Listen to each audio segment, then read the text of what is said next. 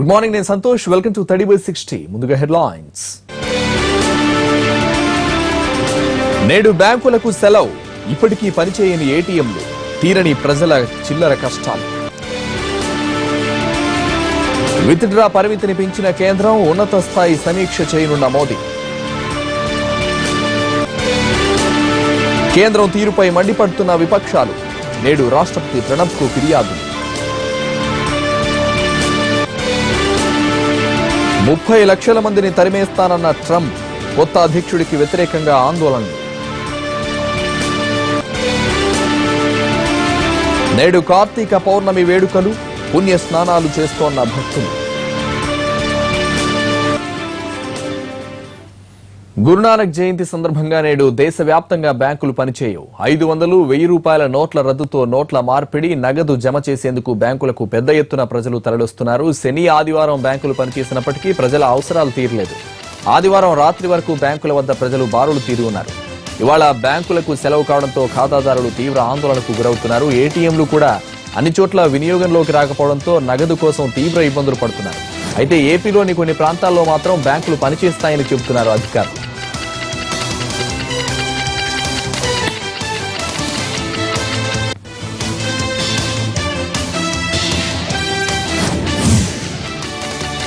పెద్ద నోట్ల రద్దుతో భారతీయ బ్యాంకింగ్ వ్యవస్థ తీవ్ర ఒత్తిడిలో ఉంది. ప్రభుత్వ నిర్ణయాన్ని పక్కాగా అమలు చేయడానికి నానా పాట్లు పడుతున్నారు అధికారులు. మరోవైపు ప్రజల్లో తీవ్రమైన వ్యతిరేకత వస్తోంది. కిలోమీటర్ల మేర క్యూ కట్టిన జనం బ్యాంకులపైనే తమ ప్రతాపాన్ని చూపిస్తున్నారు. రోజులు గడిచే కొద్దీ చిల్లర కష్టాలు పెరిగిపోతున్నాయి. బ్యాంకులకు జనం శాపనార్థాలు పెడుతున్నారు. కొన్ని చోట్ల బ్యాంకు ఉద్యోగులపై దాడులు చేసేంత ఆగ్రహంతో ఉన్నారు. దీంతో కొన్ని చోట్ల బ్యాంకుల్లో ఉద్రిక్తత నెలకొంటోంది.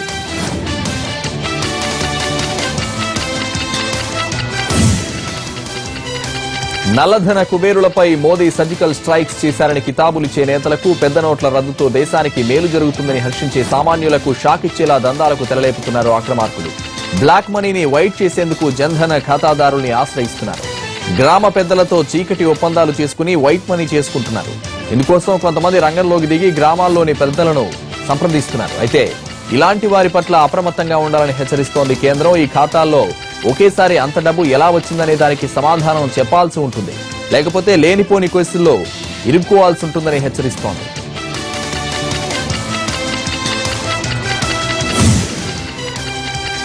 నాలుగు రోజుల్లో బ్యాంకుల్లో 3 లక్షల కోట్ల పాత నోట్లు జమయ్యాయని, ఇప్పటి వరకు వినియోగదారులకు 50,000 కోట్ల నగదు చేరిందని ఆర్థిక శాఖ ప్రకటించింది. నగదు సమస్యలు ఉన్న ప్రాంతాలను గుర్తించాలని సీఎస్లను కోరామని వెల్లడించింది.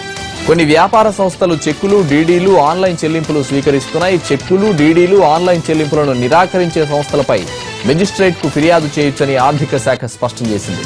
దివ్యాంగులు, వృద్ధులకు బ్యాంకుల్లో ప్రత్యేక క్యూ లైన్ ఏర్పాటు చేయాలని, రోగుల కోసం మొబైల్ బ్యాంకింగ్ వ్యాన్లను ఏర్పాటు చేయాలని సూచిస్తున్నట్లు కేంద్రం తెలిపింది. పెద్ద నోట్ల రద్దు, మార్పిడి అంశంపై సమీక్షించింది కేంద్ర ఆర్థిక మంత్రిత్వ శాఖ. ఇందులో కీలక నిర్ణయాలు తీసుకుంది.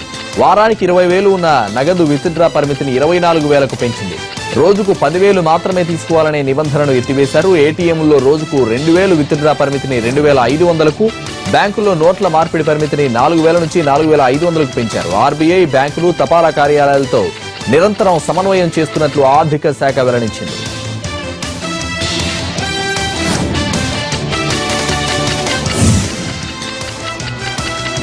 పెద్ద నోట్ల రద్దుతో దేశవ్యాప్తంగా ఏర్పడ్డ కరెన్సీ కష్టాలపై ప్రధాని నరేంద్ర మోదీ ఇవాళ ఉన్నత స్థాయి సమావేశం నిర్వహించనున్నారు. శని, ఆదివారాలు బ్యాంకులు పనిచేసినా పరిస్థితి ఇంకా ఓ కొలికి రాకపోవడంపై, పలు రాష్ట్రాల్లో బ్యాంకు అధికారులపై దాడులు చేయడం వంటి అంశాలపై ఇందులో చర్చించనున్నారు. ఈ భేటీకి కేంద్ర మంత్రులు జైట్లీ, రాజ్నాథ్ తో పాటు పలువురు ఉన్నతాధికారులు హాజరు కానున్నారు. మరోవైపు ఇవాల్టి మన్ కీ బాత్ లోనూ మోదీ కరెన్సీ గురించి మాట్లాడే అవకాశం ఉంది.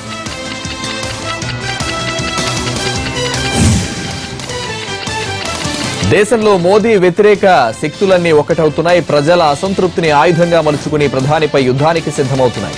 కేజ్రీవాల్, మాయావతి లాంటి వారు మాత్రమే కాదు, బెంగాల్లో ఉప్పు నిప్పులా ఉండే కమ్యూనిస్టులు, తృణమూల్ కాంగ్రెస్లు చేయి కలిపేందుకు సిద్ధపడుతున్నాయి. ఇవాళ వివిధ పార్టీల నేతలు రాష్ట్రపతి ప్రణబ్ ముఖర్జీని కలిసి పెద్ద నోట్ల రద్దు నిర్ణయం పర్యవసానాలపై ఫిర్యాదు చేయనున్నారు. ప్రధాని నిర్ణయాన్ని, కరెన్సీ మార్పు విషయంలో ప్రజల్లో క్రమంగా పెరుగుతున్న అసంతృప్తిని క్యాష్ చేసుకోవడానికి రెడీ అవుతున్నాయి ఎన్డీఏ వ్యతిరేక పక్షాలు. ఇప్పటికే మోదీపై కౌంటర్లు వేసిన విపక్షాలు ఇప్పుడు రాజకీయంగా పావులు కదుపుతున్నాయి. మరోవైపు ఎల్లుండి నుంచి ప్రారంభం కానున్న పార్లమెంట్ సమావేశాలు హాట్ గా సాగే అవకాశం కనిపిస్తోంది. పెద్ద నోట్ల రద్దు వ్యవహారం సభను స్తంభింపజేయనుంది. సర్కారుకు వ్యతిరేకంగా విపక్షాలన్నీ ఏకమవుతున్నాయి. బెంగాల్ సీఎం మమతా బెనర్జీ అన్ని పార్టీల నేతలతో చర్చలు జరుపుతున్నారు. నోట్లను రద్దు చేయడంపై సీరియస్ గా ఉంది దీదీ. ఈ ఇష్యూపై సమావేశాల మొదటి రోజే చర్చించాలంటూ రాజ్యసభలో తృణమూల్ ఎంపీలు నోటీస్ ఇచ్చారు. దీంతో ఈసారి సమావేశాలు వాడివేడిగా జరిగే అవకాశం ఉంది.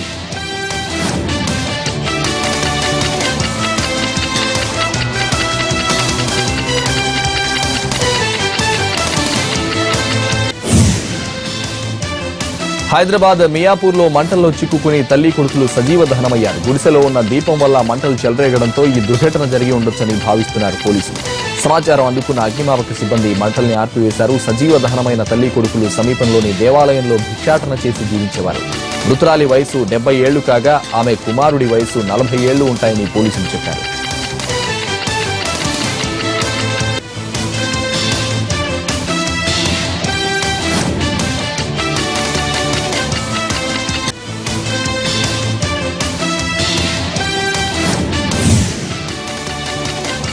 హైదరాబాద్ పాత బస్తీలో అర్ధరాత్రి తీవ్ర ఉద్రిక్తత నెలకొంది. ఓ వర్గానికి వ్యతిరేకంగా ఫేస్బుక్, వాట్సాప్లలో పోస్టింగ్లపై ఉద్రేకానికి లోనైన యువకులు పలుచోట్ల రాళ్లు రువ్వారు. భవానీనగర్, మొగల్పుర, చార్మినార్, షాలిబండ, మీర్ చౌక్ ప్రాంతాల్లో రాత్రి నిరసన ప్రదర్శన నిర్వహించారు. ఓ కారును ధ్వంసం చేశారు. పరిస్థితి చేయిదాడటంతో పోలీసులు రంగప్రవేశం చేశారు. హైదరాబాద్ జిల్లా కలెక్టర్ రాహుల్ బొజ్జా, నగర పోలీస్ కమిషనర్ మహేందర్ రెడ్డి పాత బస్తీని సందర్శించారు. పరిస్థితి అదుపులోనే ఉందని, వదంతులు నమ్మొద్దని ప్రజలకు సూచించారు.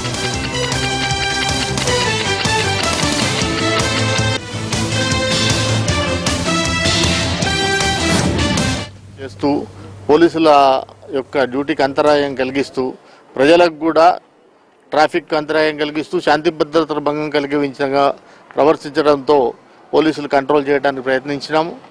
అయినా కూడా వారు ర్యాలీగా ఏర్పడి కొంతమంది యువకుల సారథ్యంలో చార్మినార్ పిఎస్ దగ్గర రావటం, అక్కడి నుంచి తిరిగి మొగల్పుర పిఎస్లో పోతూ ఒక స్విఫ్ట్ డిజైర్ కార్ అద్దం కూడా పలగొట్టడం జరిగింది. వారిపై మేము చర్యలు తీసుకుంటున్నాం.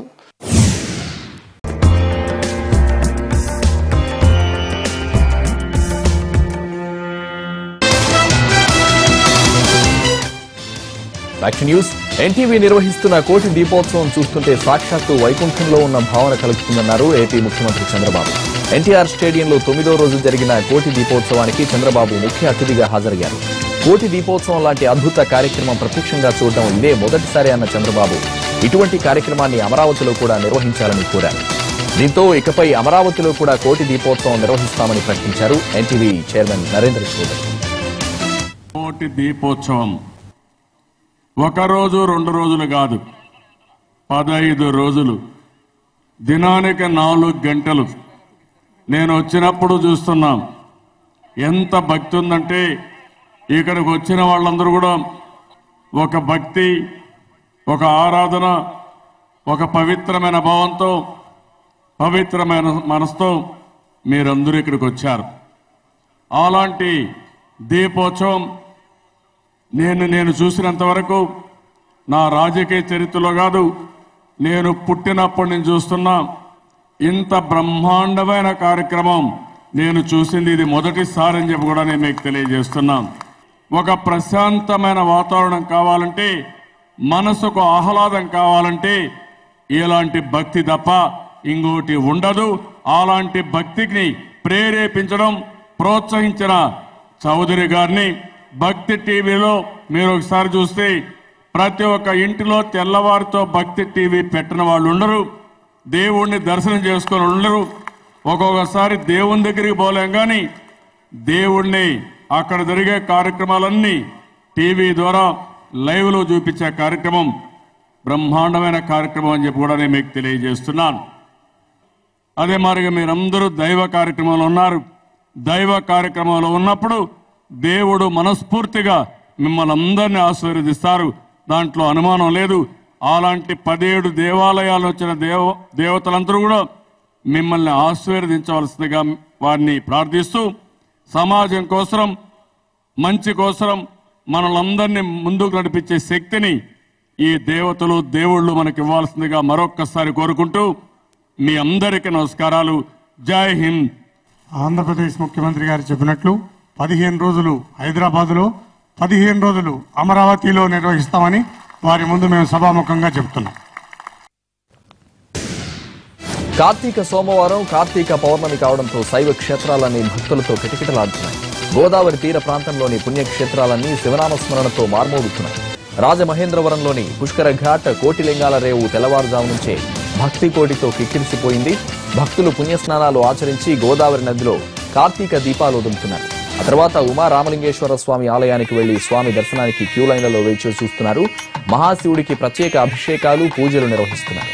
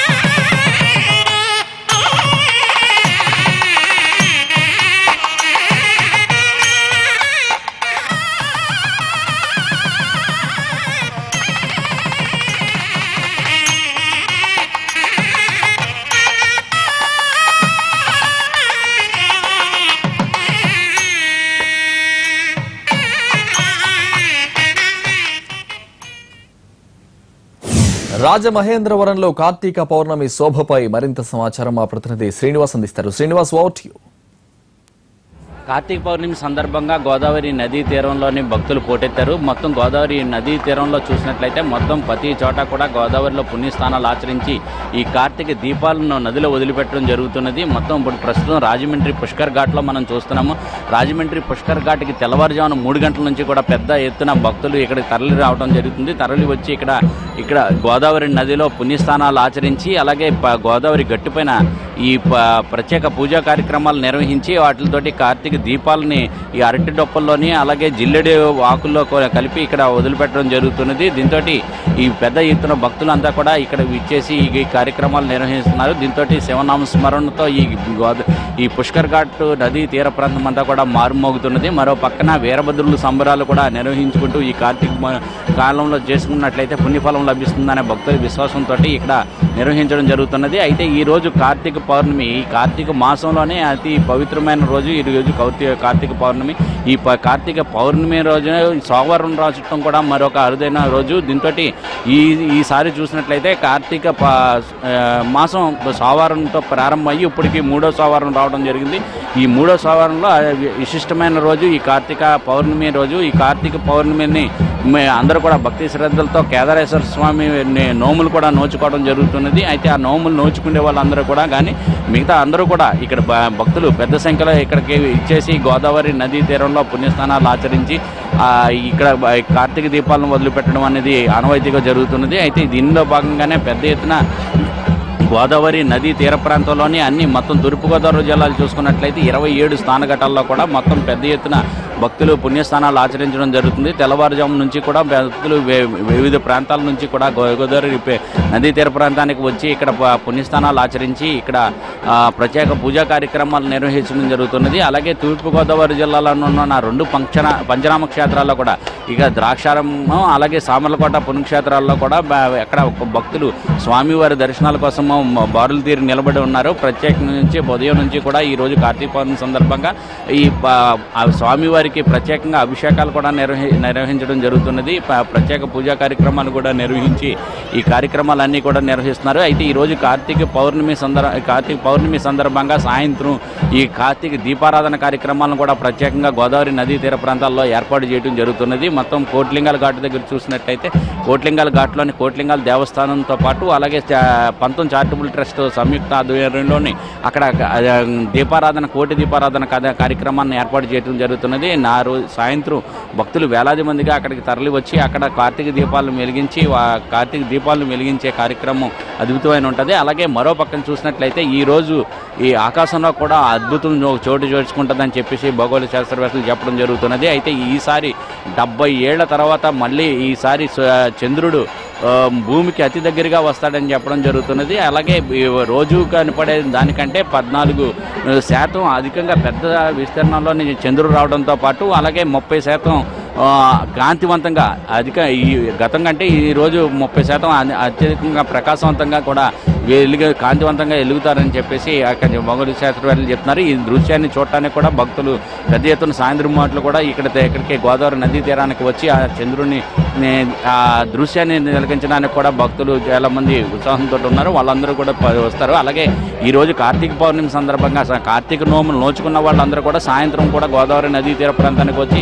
ఇక్కడ గోదావరి దగ్గర పూజా కార్యక్రమాలు నిర్వహించిన తర్వాత ఇక్కడికి మళ్ళీ సాయంత్రం మాటలు కూడా కార్తీక దీపాలను కూడా వదిలిపెట్టడం జరుగుతున్నది. దీంతో ఈ గోదావరి నదీ తీర ప్రాంతం అంతా కూడా శివనామస్మరణతో మారుమోగటం జరుగుతున్నది. మొత్తం మనం చూసుకున్నట్లయితే ఇక్కడ పెద్ద ఎత్తున భక్తులు ఇప్పటికే పెద్ద ఎత్తున భక్తులు పుణ్యస్థానాలు ఆచరిస్తూ జరుగుతున్నది. మొత్తం గోదావరి నదీ తీర ప్రాంతాల్లో అన్ని స్నానఘట్టాల్లో కూడా భక్తులు పెద్ద ఎత్తున పుణ్యస్థానాలు ఆచరించి కార్తీక దీపాలను వదిలిపెట్టడం జరుగుతుంది. ఈ కార్తీక మాసంలో అతి పవిత్రమైన ఈ రోజు కావడంతో ఈ కేదారేశ్వర స్వామికి ప్రత్యేక పూజా కార్యక్రమాలు నిర్వహించి ప్రత్యేక కార్యక్రమాలను కూడా నిర్వహించడం జరుగుతున్నది. దీనికి తగ్గట్టుగానే మున్సిపల్ అధికారులు కానీ మున్సిపల్ కార్పొరేషన్ కానీ దేవాదాయ శాఖ కూడా ప్రత్యేక ఏర్పాట్లు కూడా చేయడం జరిగింది. దీనిలో ఇక్కడ ఎటువంటి చెత్త చెదారాలు కూడా ఈ గోదావరిలో వదిలిపెట్టిన అన్నింటినీ కూడా ఎప్పటికప్పుడు పారిశుద్ధ్య కార్మికులు అంతా కూడా శుభ్రం చేసి దీన్ని అంతా కూడా క్లీన్గా ఉంచడం జరిగింది. ఈ భక్తులకు ఎటువంటి అసౌకర్యం కలగకుండా పోలీసు బందోబస్తు కూడా నిర్వహించడం జరిగింది. కెమెరామెన్ ఎస్ఎస్ కుమార్తో శ్రీనివాస్, ఎన్టీవీ, రాజమండ్రి. ఇటు విజయవాడలో కూడా భక్తులు పుణ్యస్నానాలు ఆచరించేందుకు కృష్ణానదికి తరలొచ్చారు. నదిలో కార్తీక స్నానం అనంతరం దీపాలు వదులుతున్నారు. తెల్లవారుజాము నుంచే వేలాదిగా తరలొచ్చిన భక్తులతో ఘాట్లు కిటకిటలాడుతున్నాయి. కృష్ణమ్మలో స్నానాలు అనంతరం దుర్గమ్మను దర్శించుకునేందుకు బారులు తీరారు భక్తులు.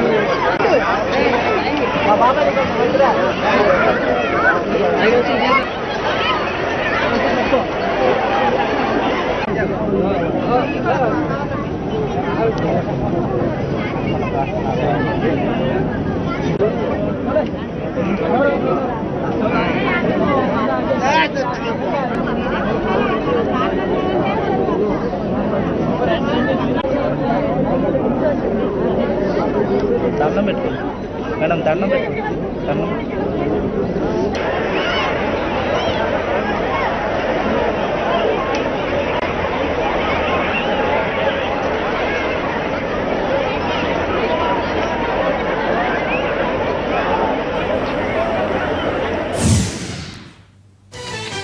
కార్తీక మాసంలో శైవ క్షేత్రాలు భక్తులతో కిటకిటలాడుతున్నాయి. సికింద్రాబాద్ ఉజ్జయిని మహంకాళి దేవాలయంలో 1,00,000 పుష్పార్చన కార్యక్రమాన్ని ఘనంగా నిర్వహించారు.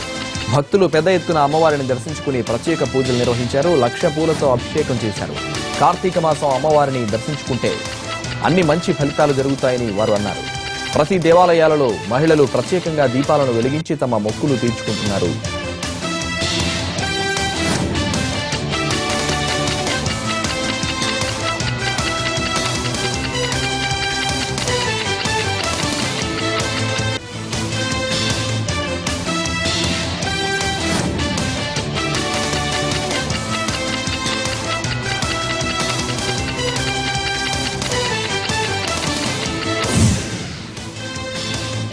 సంస్కృతి సంప్రదాయాలను భావితరాలకు అందించే విజ్ఞాన కేంద్రంగా వేదిక్ యూనివర్సిటీని ఏర్పాటు చేస్తున్నట్టు శ్రీ త్రిదండి చినజీఆర్ స్వామి చెప్పారు.